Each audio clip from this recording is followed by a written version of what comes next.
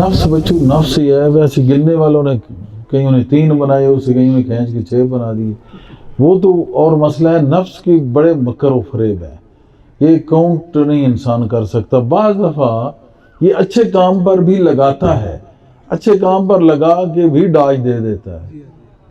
تو باقی تو نفس امارہ جو ہے نا، یہ زیادہ مشہور ہے، جو خراب کر رہا ہے، اور نفس مطمئنہ جو کامیاب ہو گیا، پاک ہو گیا، وہ نفس روحانی طاقت بن جاتا ہے۔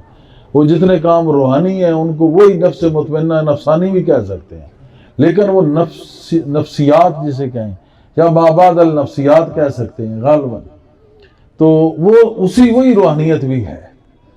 لیکن نفس امارہ، لوامہ، ملہمہ، اس قسم کے بہت سارے نام دیے ہوئے ہیں، لیکن یاد رکھو نفس امارہ کی یہ سب سٹیجز ہیں۔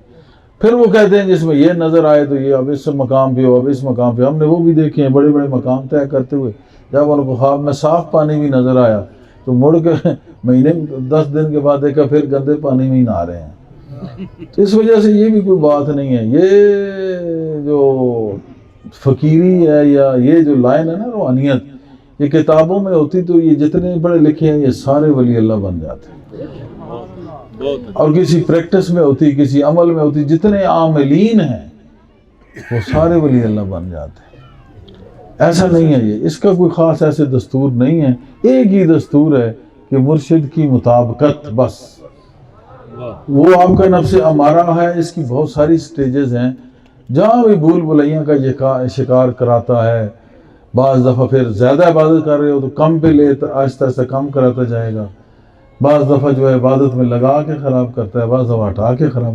الغرض ہر حربہ استعمال کرتا ہے، ہر گندی سی گندی سوچ ذہن میں آتی ہے۔ نفس امارہ بس ایک سرکش گھوڑا ہے، گھوڑا جب سرکش ہو تو بڑا مشکل سے قابو آتا ہے۔ یہ نفس وہ چیز ہے، نفس وہ چیز ہے۔ تو جو اس کو یہ تپش ملتی ہے مجلسوں کی، محفلوں کی، اپنے مرشد کی محفل، مرشد کی صحبت کی محفل، اس کی روحانی مجلس کی محفل، تو اس کو جو یہ تپش ملتی ہے، یہ ایکسرسائزز، تو آہستہ آہستہ وہ سر نگوں ہونا شروع ہوتا ہے، پھر وہ رام ہو جاتا ہے، تابع ہو جاتا ہے۔ الغرض ختم پھر بھی نہیں ہوتا، رہتا پھر بھی ہے۔ جب بھی اسے کہیں تمازت پہنچے پھر سری اٹھانے کی کوشش کرتا ہے وہ۔ تو یہ سراسر تربیت شیخ کا کمال ہے کہ وہ ٹھیک ہو جائے، نفس کنٹرول ہو جائے۔ بعض جو کہتے ہیں نا کہ بس ایک نظر میں ایسا ہو گیا، وہ ایک نشانی ہوتی ہے، فقیر کی کرامت ہوتی ہے کہ کوئی ایسا بھی ہے کہ حضور غوث اعظم کی نظر پڑی تو یکدم ہی وہ ٹھیک ہو گیا۔ بہت سارے ایسے واقعات ہیں، لیکن وہ ہر ایک کے لیے نہیں ہے، وہ خاص نظر خاص لوگوں میں سے بھی خاص الخاص کے لیے۔ اس نے راستہ بتا دیا، اب ہم نے پہچان کرنی ہے کہ ہمیں سکون چاہیے یا ہمیں جو ہے وہ ذلت و ضلالت چاہیے۔ خیر و شر تو ہے، مگر بھوک لگے تو ہم کھانا ہی کھاتے ہیں، کبھی ہم کھانا چھوڑ ہی نہیں سکتے۔ باہر گرمی ہو تو دوڑ کے کہاں جہاں پہ اے سی ہے تو وہاں بیٹھتے ہیں، باہر دھوپ میں نہیں بیٹھا جا سکتا۔ پیاس لگے تو پانی ہی پیتے ہیں، اور کوئی چیز ہم نہیں پی سکتے۔